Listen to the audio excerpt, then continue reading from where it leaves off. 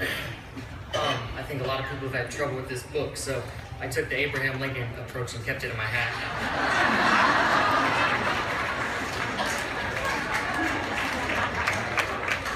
It's fitting that I'm a political science major, so let's see.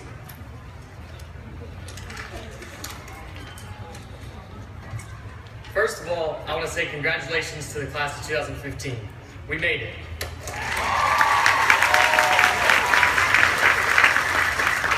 It's definitely been an interesting journey, but we made it. Before I begin to offer all of the groundbreaking advice I'm supposed to give over the next 5 minutes or so, I want to say thank you to a number of people here. First, thank you to all the faculty and staff. I feel like I know almost all of you by now, and I feel lucky to have been given the chance to build such strong relationships with so many of you. If you'd stand and be recognized for a moment, I think there are many others who would also like to share their appreciation.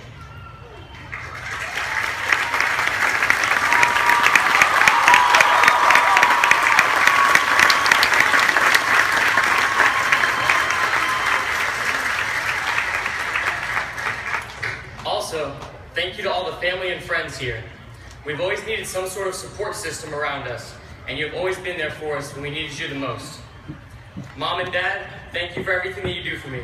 When I told you I wanted to come to Peace, you both supported me 100%, and you've both been behind me the entire way. I can't put into words how much that means to me. Last night, when I told my brothers about this speech, they asked how I was mentioning them, and I told them that they weren't in the written version of the speech. But also, John and David, thank you to both of you for everything you've done.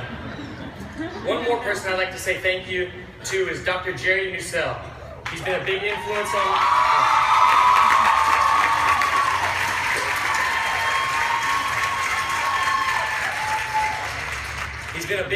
on me and of so many of us during our time here. And I think I speak for not only the senior class, but most of the student body when I say that he is exactly what we want in our next president.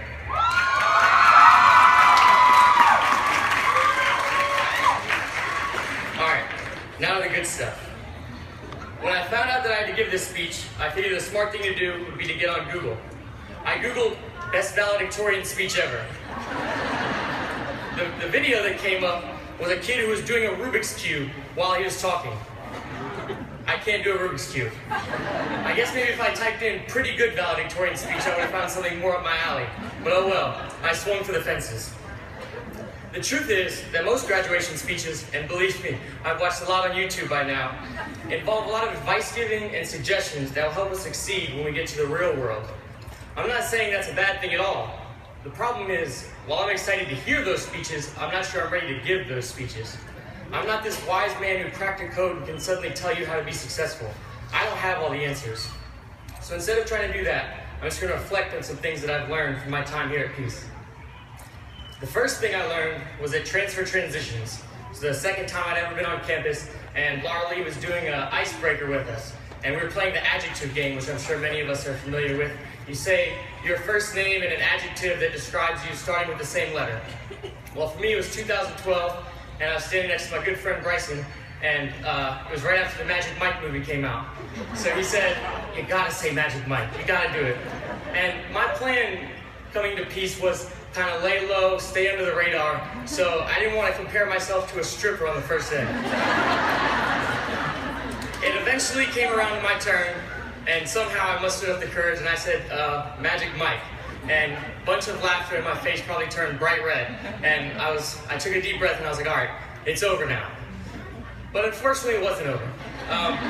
Throughout my whole first year here, there was a group of senior girls especially who referred to me as Magic Mike and called me out all around campus. So I think the first lesson that I learned was if you want to lay low and stay under the radar, don't refer to yourself as Magic Mike at a school of 90% women. After this very valuable lesson, I started learning things that I know I'll use for the rest of my life. One thing that I learned was how powerful it can be to have someone believe in you. It's easy to tell someone to believe in themselves and have confidence that everything will work out. What matters more than that is showing that you believe in them. Laura Lee believed in me as a leader on campus. Coach Shields believed in me as a basketball player. Dr. Cusco believed in me as a student. And honestly, there are times when I doubted myself in all three of those categories. So one thing I'll urge you to do is when you find someone who you really believe in, tell them. You never know who needs it, and sometimes that's all they need to hear in order to believe in themselves. The next thing that I learned was the value of being brave. Not the type of bravery we see in movies where the good guys fight off the bad guys, because bravery goes far beyond that. Being brave involves standing up for what you believe in. Being brave involves speaking up when you see others being mistreated in front of you.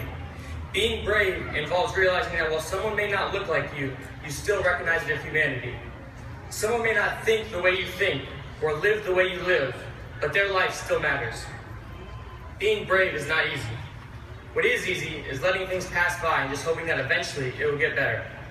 I'm not asking you to take some sort of valiant stand, but rather just simply be brave enough each day to take a small step towards creating a better world. The last thing I want to talk about is a quote that I read a few years ago.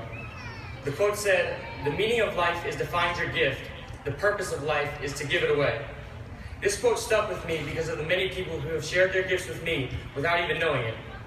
I try to be genuinely kind because Jerry Nussel showed me how admirable that can be.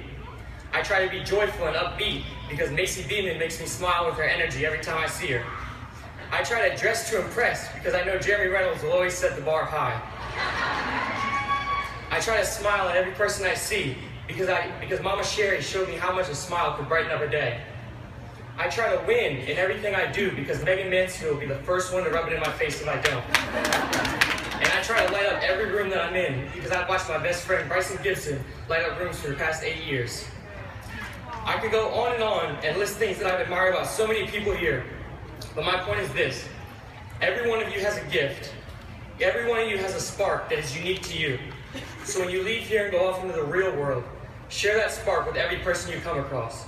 And thank you, all of you, for sharing that spark with me.